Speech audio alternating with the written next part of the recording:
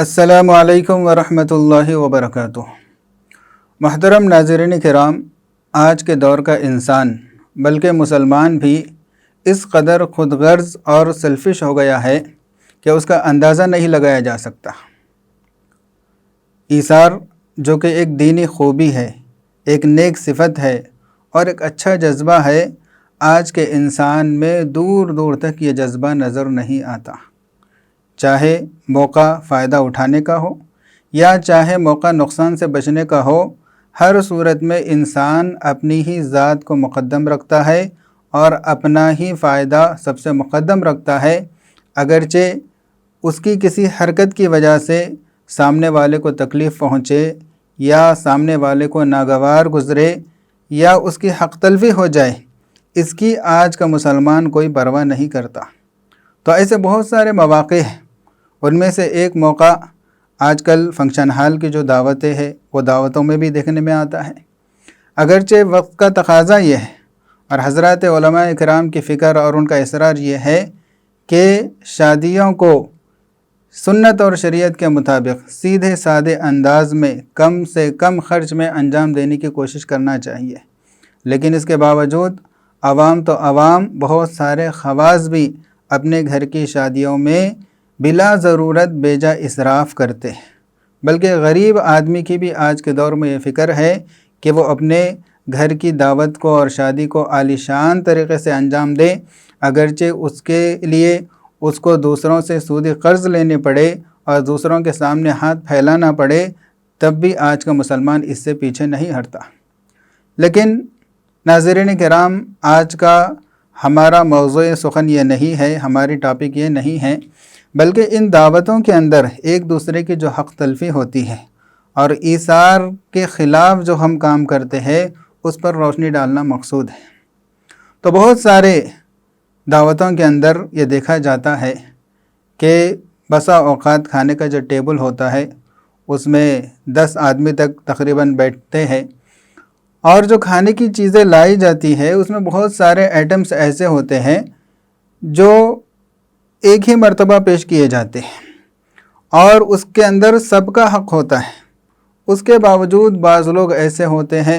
فوراً اس چیز کی طرف لپکتے ہیں اور وہ سارا کا سارا یا اس کا اکثر حصہ خود جو ہے نا اپنی پلیٹ کے اندر ڈال لیتے ہیں۔ دوسرے لوگ دیکھ رہے ہوتے ہیں، ان کو ناگواری ہوتی ہے، اس کی بالکل ان کو فکر نہیں ہے، اس کا بالکل وہ خیال نہیں کرتے۔ ایک انسان ہونے کے ناطے دوسروں کا بھی یہ من ہوتا ہے، ان کی بھی خواہش ہوتی ہے کہ یہ جو آئٹم پیش کیا جا رہا ہے اس کا ذائقہ اور مزہ میں بھی چکھوں۔ لیکن جب ایک دو آدمی مل کر اس کا صفایا کر دیتے ہیں تو ظاہر سی بات ہے دوسروں کو اس سے تکلیف بھی ہوتی ہے اور ساتھ ہی ساتھ ان کی حق تلفی بھی ہوتی ہے۔ اسی زمرے میں ایک لطیفہ یاد آ گیا کہ چند نوجوان ایک دعوت میں ایک ٹیبل پر بیٹھے ہوئے تھے اور اتفاق سے ان کے ساتھ ایک چاچا بھی وہاں پر بیٹھ گئے۔ تو نوجوان دیکھتے رہے کہ جب کبھی بریانی کا تھال آتا تھا، فوراً وہ چاچا اس بریانی کے تھال کو لے لیتے تھے اور لے کر اس میں کا سارا گوشت اپنی پلیٹ میں ڈال لیتے تھے اور اس کے بعد پھر دوسروں کو بھی دیتے تھے کہ بھئی آپ لوگ بھی لیجئے۔ تو اس طرح ہی چلتا رہا۔ جب بھی بریانی کا کوئی تھال آتا، چاچا اس کے اندر کے بوٹیاں کا سارا صفایا کر دیتے تھے اور پھر جو ہے نا باقی جو چاول بچا ہوا ہے وہ دوسروں کو دیتے تھے۔ اب نوجوانوں کو غصہ آ رہا تھا لیکن بول بھی نہیں سکتے، بولنے پر جو ہے نا پھر لڑائی کا اندیشہ ہے اور کچھ بھی کہہ سکتے ہیں کہ بھائی تمہارا کیا جا رہا ہے، تمہارا کھا رہا ہوں کیا، اس طرح کی باتیں ہوتی ہیں۔ لہٰذا بالآخر ایک نوجوان جب برداشت سے باہر ہوا، اس نے پوچھا کہ چاچا آخر آپ نے جادو کہاں سیکھا ہے؟ تو وہ کہنے لگے کہ بھئی کہاں کا جادو، کس جادو کی آپ بات کر رہے ہیں؟ تو وہ کہنے لگا کہ نہیں، میں بہت دیر سے دیکھ رہا ہوں کہ آپ زبردست طریقے کا کرتوت دکھا رہے ہیں۔ تو چاچا غصے میں اگر کہنے لگے بھئی کہاں کا کرتوت، کہاں کا جادو، میں نے کب جادو کیا اور میں نے کب جو ہے نا کرتوت دکھائے تم کو، آخر تم کہنا کیا چاہتے ہو؟ تو اس نوجوان نے کہا کہ چاچا میں بہت دیر سے یہ دیکھ رہا ہوں کہ جیسے ہی بریانی کا تھال آتا ہے آپ اس پر ایک ہاتھ پھیر دیتے ہیں تو وہ بریانی بگارہ کھانا بن جا رہا۔ یعنی بگارہ کھانا کا مطلب جو دیگر علاقوں میں کرنول اور ہندوستان کے دیگر علاقوں میں اس کو پلاؤ کہا جاتا ہے۔ تو اس نوجوان نے گویا اس بڑے میاں کو یہ آر دلائی کہ تم دوسروں کا خیال کرے بغیر سارا کا سارا گوشت اپنے پلیٹ میں اتار لیتے ہو اور دوسروں کے لیے صرف محض بگارہ کھانا بچا دیتے ہو۔ تو عزیز ساتھیو، اگرچہ ایک چھوٹا سا لطیفہ تھا، لیکن حقیقت میں ایسا بہت جگہ دیکھنے کو ملتا ہے۔ ایسا ہرگز نہیں ہونا چاہیے، بلکہ جو چیزیں ایسی ہوتی ہے جو ایک ہی مرتبہ پیش کی جاتی ہے۔ اب عام طور پر جو بریانی کا مسئلہ ہوتا ہے، میزبان یہ کہہ دیتے ہیں سپلائی کرنے والوں کو کہ بھئی 1 مرتبہ اور 2 مرتبہ جو ہے نا گوشت کے ساتھ لے جاؤ، جب تیسری ٹرپ ہوتی ہے تو اس وقت جو ہے نا خالی چاول لے جاؤ۔ اور آئس کریم ہے اور اس طرح کے بعض چیزیں ہیں، کاکٹیل نامی آج کل مشروبات رکھے جا رہے ہیں، اس کے بارے میں اکثر میزبان یہ کہہ دیتے ہیں کہ بھئی ایک ٹیبل پر ایک ہی مرتبہ اس کو پیش کرنا چاہیے، تو پھر دوسری مرتبہ منگانے پر بھی وہ سپلائی کرنے والے بچے نہیں لے کر آتے۔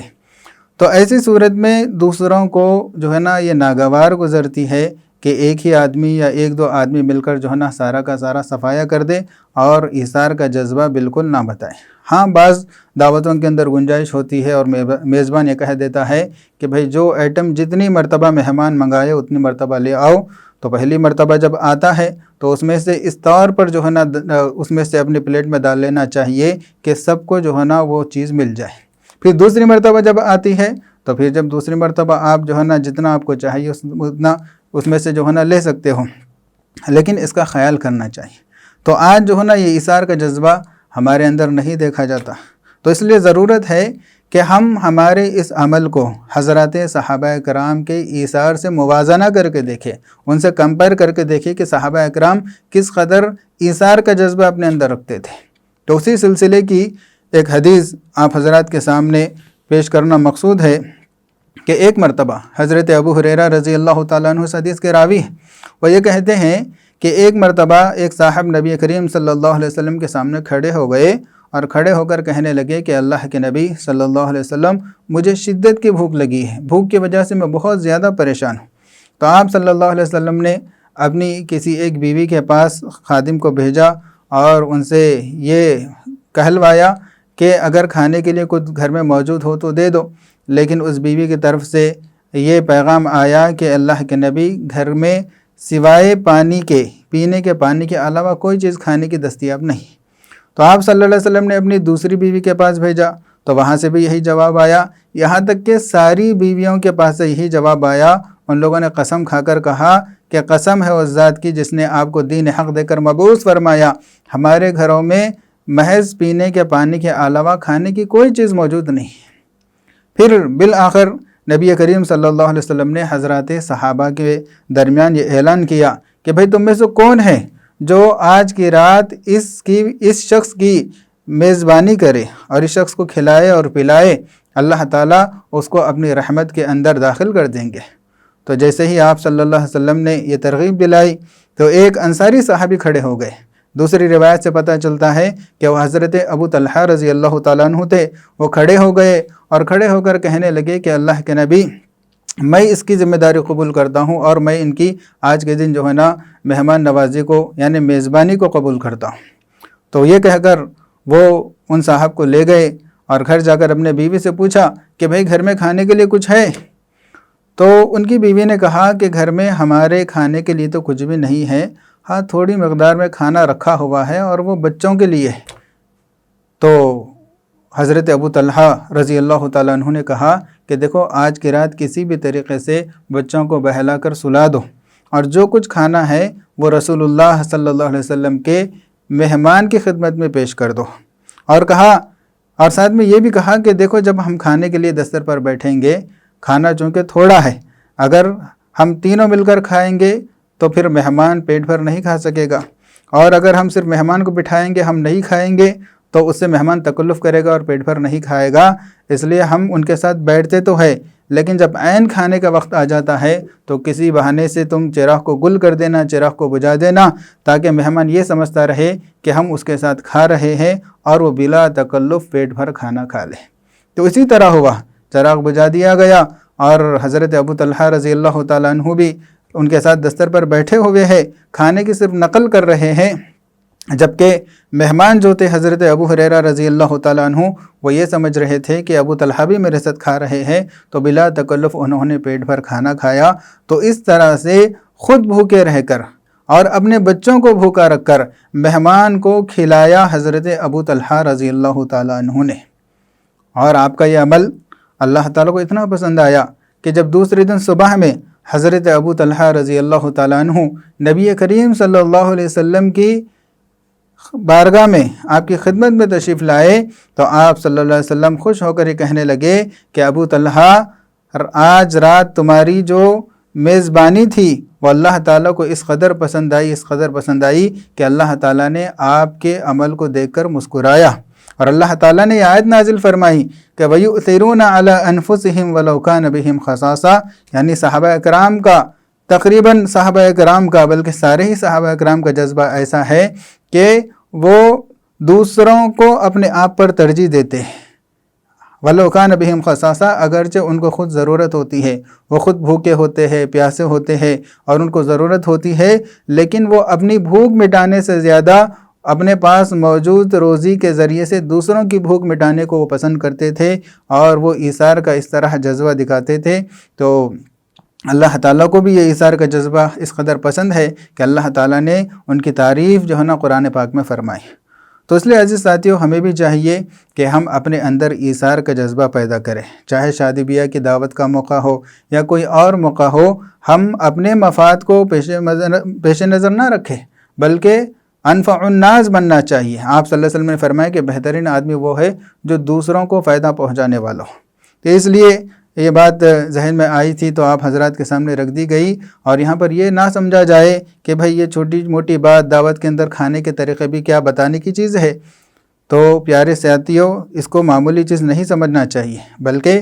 رسول اللہ صلی اللہ علیہ وسلم نے تو ایک حدیث پاک میں یہ ارشاد فرمایا کہ دیکھو میں تمہارے لیے باپ کے مانند ہوں، یعنی جس طرح باپ اپنے اولاد کو ہر چھوٹی بڑی چیز سکھاتا ہے، اسی طرح میں بھی شریعت کے اندر چھوٹی چھوٹی چیزوں کے آداب میں تمہیں بتاتا ہوں، یہاں تک کہ بیت الخلاء کو تم جب جاتے ہو، وہاں پر استنجا کرنے کے لیے جب جاتے ہو تو وہاں پر بھی کس طرح اپنی حاجت کو پورا کرنا چاہیے وہ بھی میں سکھاتا ہوں۔ لہٰذا جب تم استنجا کے لیے جاؤ تو قبلے کی طرف نہ پیٹ کرو نہ پیٹ کرو، اور نہ ہی اپنے داہنے ہاتھ سے استنجا کرو۔ تو اس طرح نبی کریم صلی اللہ علیہ وسلم چھوٹی چھوٹی چیزیں بھی سکھایا کرتے تھے۔ تو دین کے اندر جو ہے نا ہر چیز سیکھنے کی ہوتی ہے، آداب سیکھنے کے ہوتے ہیں، اور یہ کوئی معمولی بات نہیں ہے جو بات کہی گئی، اگرچہ وہ ہماری نظر میں معمولی ہے لیکن اس سے لوگوں کو تکلیف ہوتی ہے اور دوسروں لوگوں کی حق تلفی ہوتی ہے۔ تو یہ بہت زیادہ فکر کرنے کی ضرورت ہے۔ 2 لقمے ہم کم کھا لیں اور 2 بوٹی کم کھا لیں تو اس سے جو ہے نا ہماری موت واقع نہیں ہوتی اور نہ ہی ہم بھوکے مرتے ہیں، بلکہ اگر ایثار کا جذبہ دکھائیں گے تو لوگوں کی نظر میں بھی ہم با اخلاق سمجھے جائیں گے اور اللہ تعالیٰ کی نظر میں بھی ہم محبوب بن جائیں گے۔ اللہ تعالیٰ سے دعا ہے کہ اللہ تعالیٰ ہم تمام کے اندر ایثار کا جذبہ پیدا فرمائے۔ وآخر دعوانا ان الحمد للہ رب العالمین۔